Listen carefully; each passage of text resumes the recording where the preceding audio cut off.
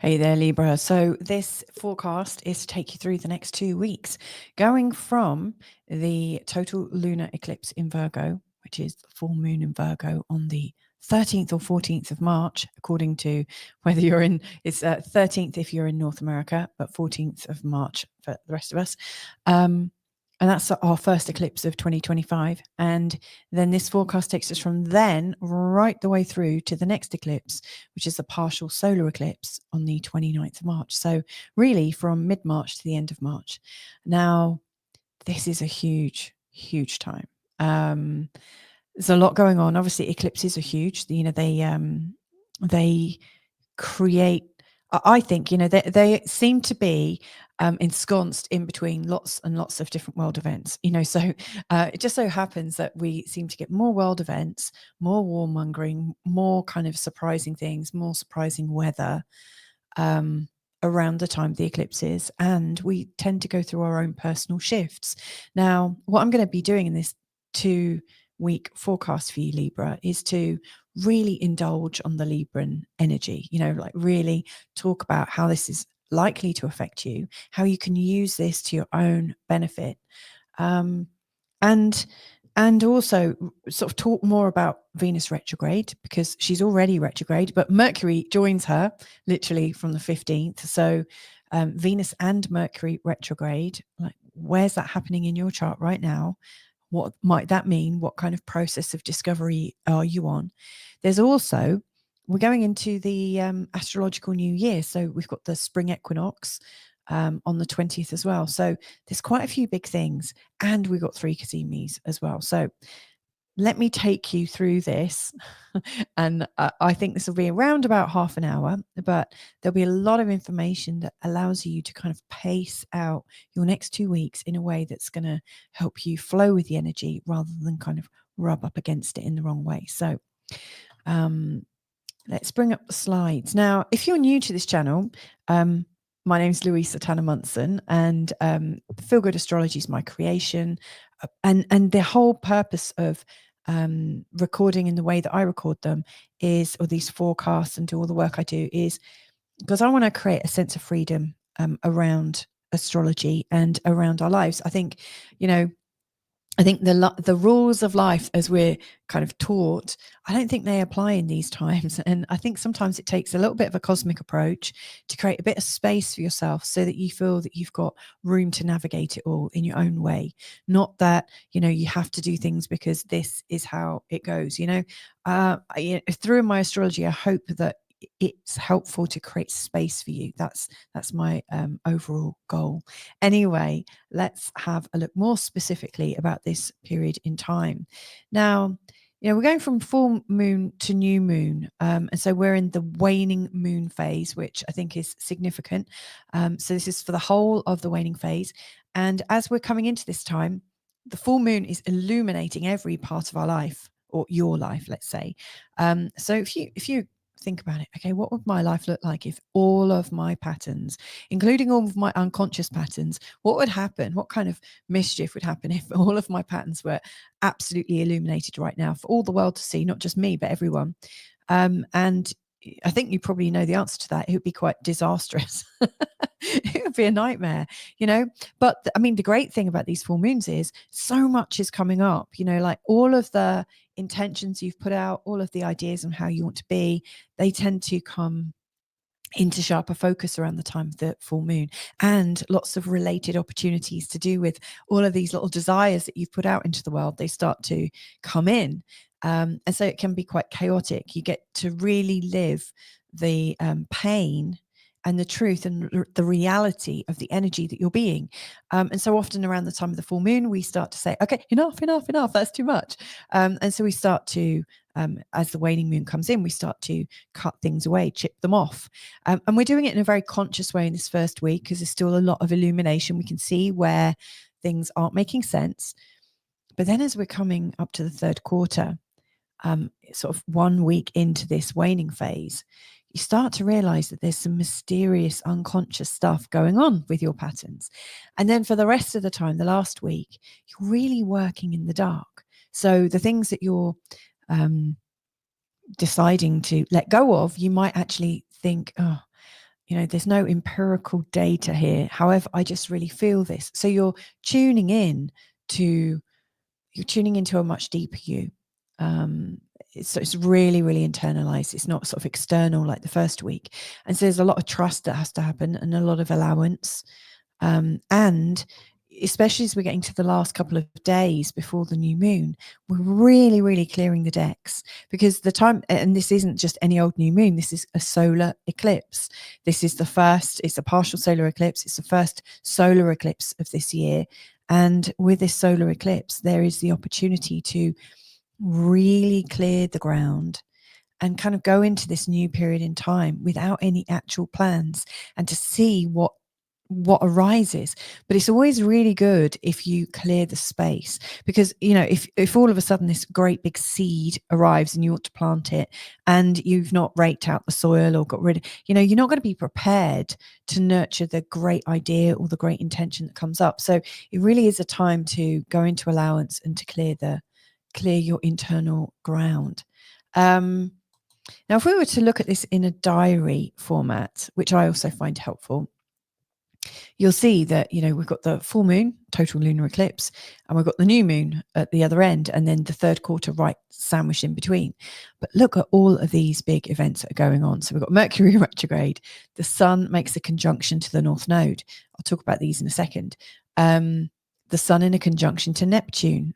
That's a Cazimi. I'll be talking about that in a second. The astrological new year, as we go into the spring equinox in the northern hemisphere, and obviously they're heading into autumn in the southern hemisphere. I never know, and I ask this every year, and every single year I forget the answer. So if you are down under, if you are in the southern hemisphere and you feel like answering this question for me, I'd be eternally grateful. And I need to find some kind of mnemonic way of remembering your answer, but I never know. So we're going into the spring equinox in the autumn. We're going to spring equinox in the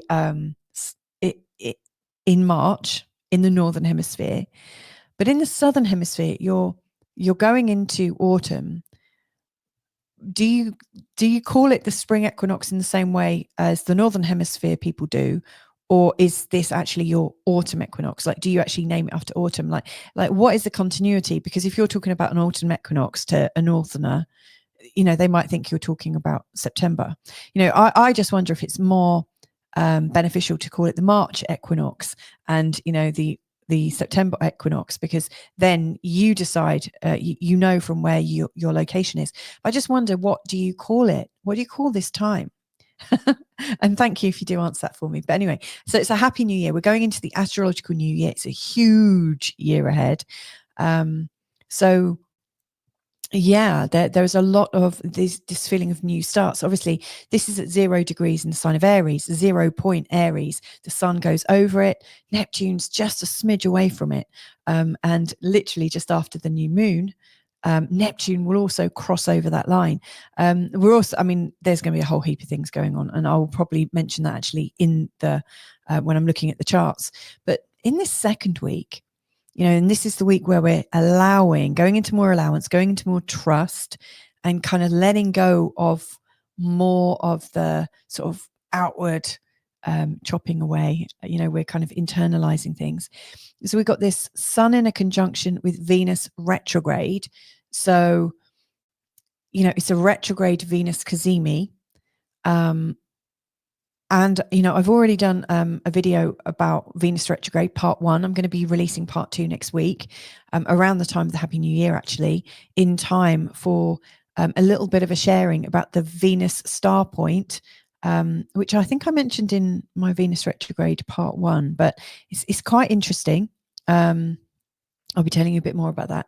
But anyway, on the 24th, we've got the sun in a conjunction to Mercury. And again, that's Mercury retrograde, because it went retrograde on the 15th. So, we've got one Cazimi, then we've got a second and a third, literally within just under a week. We've got 3 Cazimis. And it's because right now, if we look at the birth chart or the transits right now, the planets are properly wonky on one side of the chart, really, really wonky.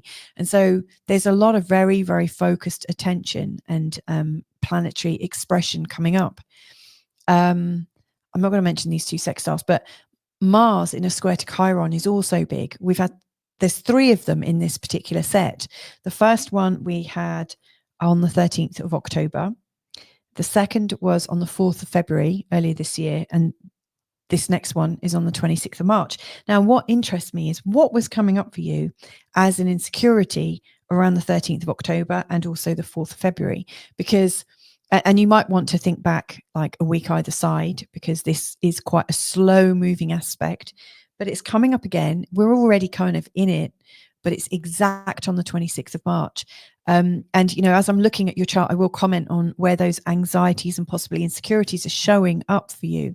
But that's it. To me, it feels like in this second week, as we're going quiet on ourselves and going into allowance and having these kind of magical Cazimi moments, I also think you're going to be able to close on an important insecurity that's kept you up at night, or might have kept you up. I hope it hasn't kept you up, in fact, but from middle of October and the beginning of February, so whatever was coming up, I can think of 2 things related around those times, very related things that were going on for me. So it's going to be interesting to see what comes up around the 26th of March. And then finally, as we're creeping in close to this new moon, Venus retrogrades into Pisces and makes a conjunction with Neptune. Now, this is the second of 3 Venus and Neptune conjunctions. The first one was on the 1st of February. So we've got the second one on the 27th of March, and then the closing one on that will be on the 2nd of May. But there's a real sort of divine energy to that. So again, really tune into that. And I'll help you as I'm going through this forecast. I'll tell you a bit more. Now, these Cazimis, when I think about them, and I'm just going to give this quick example, the sun is massive. Like if I was to do a representation size-wise, we'd have, from what we've been told anyway, the sun is huge, and then Venus is tiny by comparison, as is Neptune, as is Mercury. And so, when the sun's loads and, miles and miles away and, in a sort of different part of the sky, you can clearly see Neptune, Venus, and Mercury, well, if you could actually see as far as Neptune, with your naked eye. But for all intents and purposes, when the sun's not that close, the planet can really express itself. It can be understood. As the sun gets nearer, and within a certain period of a certain distance away, it's called under the beams, the sun starts to get a bit imposing. And so that planet doesn't get it's not very strong. It's kind of weak in itself. As the sun gets closer and closer, in particular when it's right next door, it's in a combust position to say Neptune, like Neptune is combust, Mercury's combust, Venus is combust, for instance. And they're really super weak. You don't really feel the energy of them because the sun is so overwhelming. But then when they are exactly in the same place and that planet is in the heart of the sun, it's almost as if the sun is pushing all of his energies through that planet so that planet can really express itself. So we can have a real leap forwards during these very specific moments in time. So the Neptune Cazimi is going to bring up all sorts of spiritual context around the time of the exact Cazimi. I think it will be encouraging us to consider consider the magnificence of life, the sort of unconditional love and healing and stuff like that. When the sun and Venus come together, love and flow and well-being, and how you can solve your life with, well-being and love, and there can never be enough love. And with Mercury Cazimi, and they're both retrograde. So I think Venus and Mercury are trying to solve something at the moment, just FYI. So it's like a moment to have an awake moment. It's like all of a sudden this new idea comes in. It's like a flash of insight. So we've got these 3 really strong flashes of insight. The sun going over 0 point Aries, which is super, super strong, starting a whole new kind of birthing process. Mars square Chiron, Venus in Pisces, Venus conjunct Neptune. It's huge. I didn't actually mention the North Node in terms of context, and that's really just before all this happens. But the North Node is showing us our direction. and how are we heading forwards? What's our legacy going on? Like what's going on with that? So yeah, there's going to be some moves for sure. And I'm just about to look at your charts, but before I do, I just want to say hello and thank you to everybody that supports this channel. So these are the names of people who've supported it historically and also are supporting it right now. So thank you so very much. There's loads of different ways you can support the channel. One way is just to buy me a coffee. I've got a little link to it, coffee.com underneath. But there is a new way now. And one of the ways, my preferred way at the moment, if you're interested, is to support the channel and for me to support you in return. So I've got a membership at the moment that I've just launched, and all the details are below in the show notes. But you might find that interesting. So there you go. Anyway, this forecast. So I've drawn up 3 charts to represent the Libran perspective. So this is the chart for the total lunar eclipse in Virgo. And so you can see the eclipse point here. This is where the moon is. It's so close to Libra. It's unreal. It's like really, really close. It's just in your blind spot. To me, it feels like whatever is coming up around this total lunar eclipse is opening your mind wide, and it's like, oh my God, where did that come from? It's like all of these things have been like in the back of your mind, in your unconscious mind. You've not been consciously aware of them, and all of a sudden, with this full moon, all of a sudden there's a total illumination on the nuttiness of you, of your upsets, your frustrations, your sabotage, all these different things. It's impossible to hide from yourself around this time, and so it is I think quite jarring, probably. I imagine it's going to stir you quite a bit. Like right now, in terms of where the sun is, and obviously it's going to move, and that's where my second chart comes in. But the sun has been going through this very functional side of your chart where you're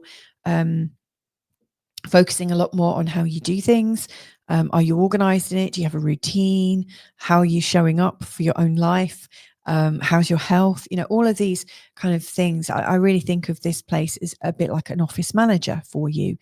So the sun has been really getting organized, and in particular on this day that I'm recording this on the 12th, the sun and Saturn are actually in a conjunction together. So you're probably working really, really hard right now, probably feeling quite sober and really wanting to get more organized, make sure everything is working beautifully. So it's almost like you're making sure every tool in your toolbox is fit for purpose. And if it's not, it's like, oh God, what do I do with that? That's a waste of time.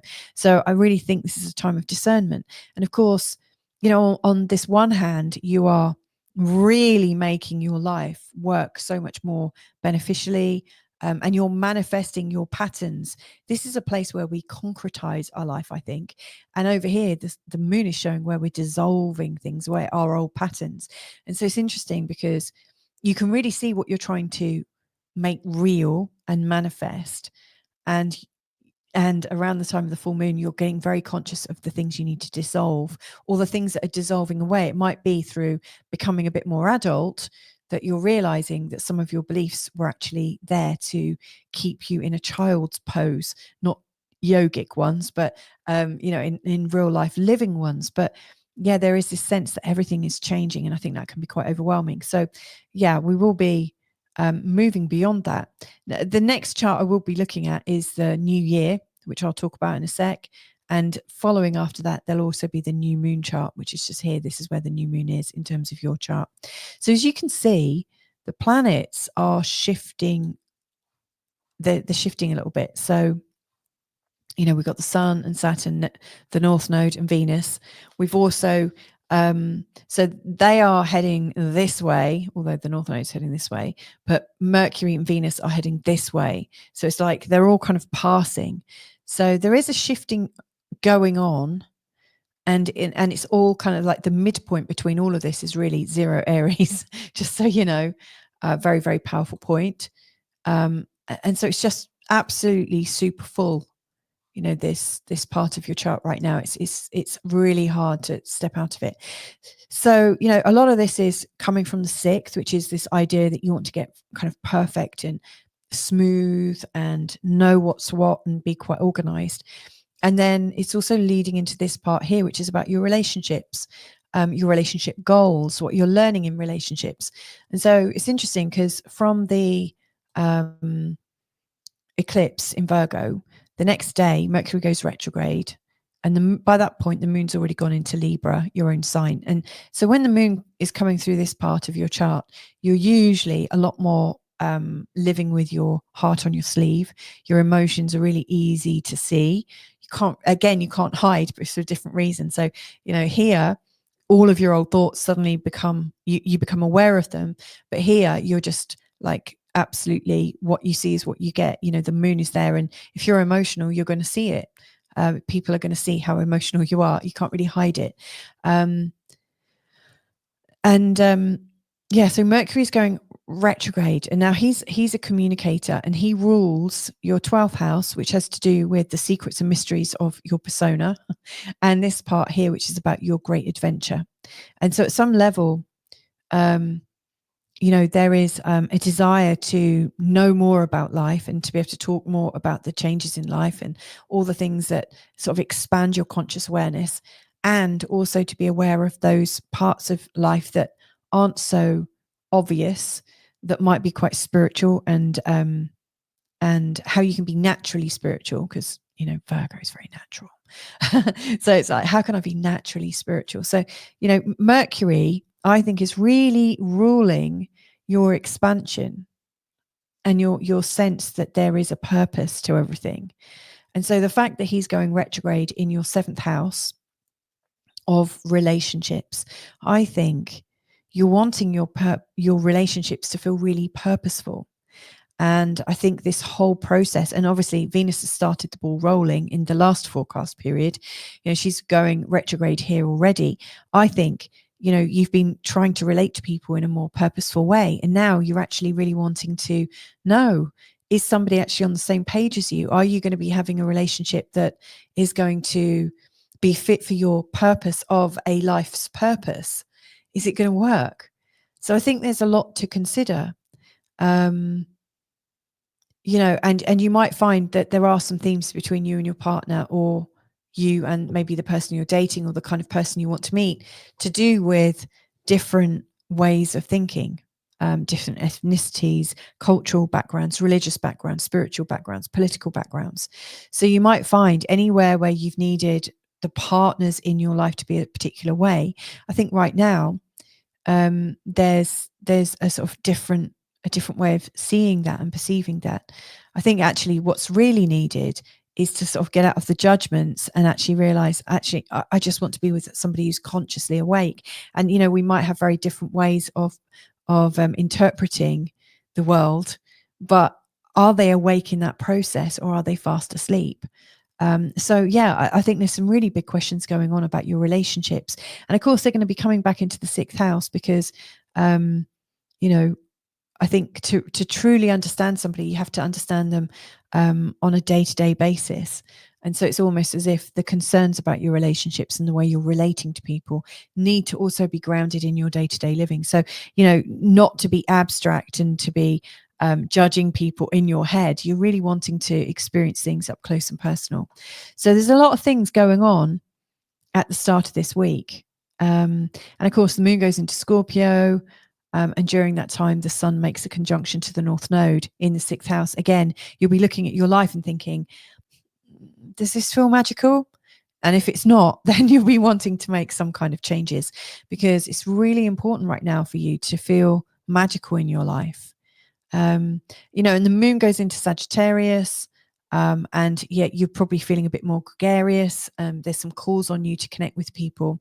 And during that time, the sun comes into a conjunction with Neptune, and we've got the Neptune Cazimi. Now, if you are a member, if you've already joined the Feel Good Astrology membership, I will post a handout with all of the exact Cazimi times. So whether you need the times of when Neptune is in that Cazimi time frame, or Venus retrograde, or Mercury retrograde, I will put that in 5 different time zones so that you can see it clearly and plan your time. Because if you're using Neptune Cazimi, you might find that there are questions to do with how you can bring the magic back into your life. How can you live your life as if it is magical, even when you're just attending to normal things? I was talking to somebody yesterday. I do a show on New Reality TV, a daily live stream with my husband, and we've got this amazing guest who comes on our show called Tasha. And Tasha was talking about the old spiritual adages of, what do you do before an awakening? What do you do after an awakening? And it was like chop wood, carry water, before and after. And what they're saying there is, like, it almost doesn't matter if you're spiritual or not, but what matters is, the life at hand. And so even when you have had an awakening, or you are waking up to new realities and you're seeing the world through different eyes, you still do have to attend to the very mundane things and chopping wood and carrying water in the most beautiful way that you can. So I really get that for you, dear Libra, around the time of this Neptune conjunction, you might find ways to see your life as magical, even when it is mundane. So how can you bridge the magical and the mundane in your life, I think, is a really big question. And of course, the very next day, the sun heads into Aries, starting the whole new astrological year. Now, in this year ahead, Neptune and Saturn are going to cross into Aries. Then they're going to cross back. They're going to retrograde back. And then at the end of this astrological year in 2026, January, February, both of them come across again for the last time. So this whole astrological year ahead is incorporating the movement of Neptune and Saturn into their next new resting place, the sign of Aries. And so they're going to be dancing around this 0 point for quite some time. So around the 20th, I really do think it's a good time for us to intend how we want our life to be. How do you want your life to be, Libra, as we're going into this new place? All of the energy is coming into your 7th house. So, this is perfect if you're looking for a partner. And, if you're looking to strengthen your existing partnerships, this is also kind of wonderful. But Neptune coming over here can also, create some new style straight away. I always think these stronger, slower moving planets can create a little bit of disruption as they get settled into their new home. A bit like if you were to move house. I don't know what it's like for you, but for me, yes, I can move house and I can bring all my stuff over and I can even unpack it.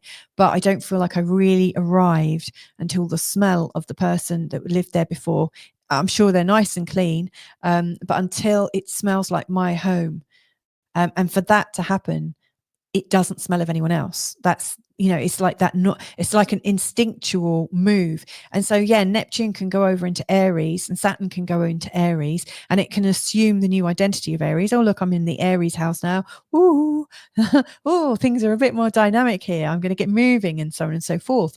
But, when does that house feel like it's really there for Neptune? When does that sign, feel like, Neptune, like, it is really sort of molded into that energy. And like I say, they are dancing in between the two. So it's going to take a while. It's a slow integration. It's not just overnight. So there is an integrative thing going on in terms of your relationships. But it is there to take your relationships up to the next level. But anyway, as we're going past this point, things will start to slow down a little bit more. Now, the moon going into Capricorn, I think, is interesting, because that's coming up to the, it's in the area of your home where you might want to be a bit more private and you might not want to be quite so out there and social. It's a time to gather your energies, to rest up a little bit and to focus more on how you're living at home with your family, if you live at home with your family. But it really brings all matters of home and privacy and rest and recuperation. And, how do you get nourishment, I think, is the question. And it's interesting because it's in the sign of Capricorn, which isn't necessarily the most nourishing sign. But during that time, the sun comes into a conjunction with Venus. And there's that exact time frame of the Cazimi. And like I said, if you're a member, I'll have sent you all of the dates. So you'll have those exact times to make sure you can use that particular Cazimi to your best advantage. But it's also something else is going on. Venus, you might, I don't know if you've seen Ariel Gutman's book. I did a webinar about it last night. Again, if you remember, sorry, going on about this, but there's a replay available. But with Venus, she makes, when she goes retrograde, and I will be talking about this in my retrograde part 2 video that's coming out on the 20th ish. But Ariel Gutman talks that Venus retrograde, she makes a 5-star pentagram. Let me just draw it properly. There we go. I've got it. So she draws a 5-star pentagram with all of her retrogrades. And there's a really sort of regular pattern about this. But also what's going on is just before, or just as she goes into the conjunction with the sun, when she's retrograde, she's moving from being known as the evening Venus, the evening star, and she disappears for a few days or sometimes weeks. A couple of weeks, but this time she's disappearing for a couple of days, and when she reappears in the sky, she's no longer in the night sky, she's in the morning sky. She's the morning star Venus, and there are 2 different kind of personalities between the evening star and the morning star. And so on the 23rd, Venus, we've got the Cazimi going on, but the evening star Venus personality, the femininity that you might have been working with these last 8 months, it's going through a death process, and it's coming back up to play, coming back up to be recognized in a new sort of identity from the sort of in between the 26th and the 27th. So even though this Venus conjunction with the sun is at 2 degrees in the sign of Aries, whilst Venus is disappearing but then reappearing as the morning star, when it comes up, she's coming up, she's re-emerging at 0 Aries. Again, the Aries point. So we are coming into this super strong year with lots of things happening over Aries point. So very, very strong. Now, the morning star personality is the strident Venus, the Venus that, like, she is really busy. She doesn't suffer fools gladly. She just keeps going. She's unstoppable. She's quite forceful. She's very bodily. She's very sensuous, and she's not going to take any messing around. So there is a much more definitive sort of femininity that we can tune into, that we can use. There's this energy that we can bring into our own life, and it's interesting because so that's happening there, and then the next day the sun is going into a conjunction with Mercury. So we've got the Mercury Cazimi. That's also during the time when the moon is in Aquarius, making this very strong trine to the South Node, Uranus and Pluto. So anywhere where you're trapped in old patterns and wanting immediate relief, I think that Mercury Cazimi, if you've got the right intention, I think you'll get some really clear ideas or get some clear signs as to what will free things up. And then, we are heading into this new moon time, really letting go of anything that's held us back. Let's just quickly say Mars in the square to Chiron. I guess Chiron has been in the 7th house, bringing up some wounds in terms of relationships. Where haven't you been quite so vulnerable within your partners, with your partners? Where have you hidden from your partners? And this square to Mars is really, I think, on the one hand, you're quite assertive in terms of your career and being able to be seen, and yet there's a disconnect between you and your partners that's creating pain. So I don't know how that's playing out, but you are, as this is occurring for the final time in this set of 3, you're also clearing the space for the new moon and the eclipse. And as that's happening, Venus retrogrades into Pisces. She's exalted. She connects with Neptune for the very, very last time in the sign of Pisces. And it is magical. It's like a fairy godmother kind of energy. And then we're coasting into this new moon in Aries. So, this new moon, as it comes up, and obviously next time you hear from me, I'll be going from the new moon in Aries to the full moon in Libra.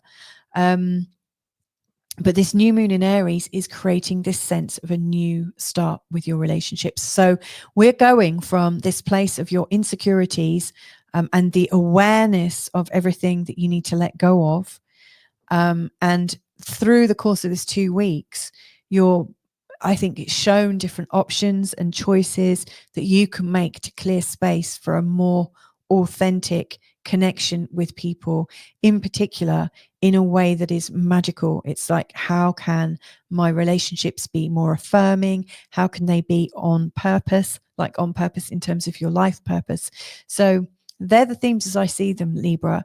If you did want to go a little bit deeper, then if you were to join my membership plan, you would get the love forecast and also the career forecast. So I do a relationship and connection forecast every full moon and new moon just for you. And also a career and ambition, which touches on money and how you're handling those. So I would go even deeper with these charts. And so you would get 4 of those readings every month. So if that is of interest, then just check out the links below and check it out. You get your first week free anyway. So anyway, have a fantastic time with this next 2 weeks in between these 2 powerful eclipses, and catch you in another show real soon. Bye for now.